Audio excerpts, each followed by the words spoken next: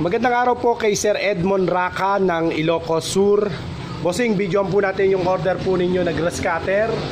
Ito po siya.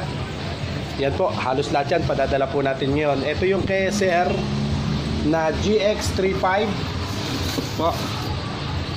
GX35 heavy duty na grass cutter. Ito po yung mga kasama niya. May kasama siyang metal blade, may nylon blade. Ayan, 2-in-1 na rin po siya. Ayan yung mga kasama niyang mga strap. Ayan, yung sabitan. Tsaka mga pambaklas ng spark plug. Testingin po natin to bago po natin ipa-ship. Una po, dito sa 4-stroke, meron po siyang bulb. Ayan, dito sa may ilalim. Pinipindot po yan. Mapapansin nyo, ayan yung gasolina. Ayan o. Para umakit yung gasolina sa unang pagpapaandar. Pero pag umandar na, hindi nyo na po pipindutin po yun. Ito po yung choke. Pag umandar na, pwede nyo na ibaba yung choke. Try po natin. Ito yung on and off. Yan, pababa.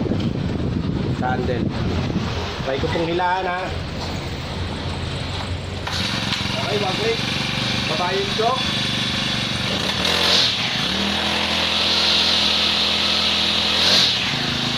Ang kagandahan po ng, patay na natin, ang kagandahan po ng 4-stroke, hindi siya mausok at the same time, mas smooth po yung andar ng kanyang makina. Meron tayong 4-stroke po natin, 7.5 lang. Pinakamura po natin yung 2-stroke, yung kagaya po nito, CG411 po ang tawag sa kanya. Heavy duty rin po siya. 4.8 lang po yung ganyan, 4.8. Kung gusto nyo medyo malaki ang makina, TD40. Ayan, TD40. Okay po, PM nyo na lang po ako sa lahat po ng mga interesado.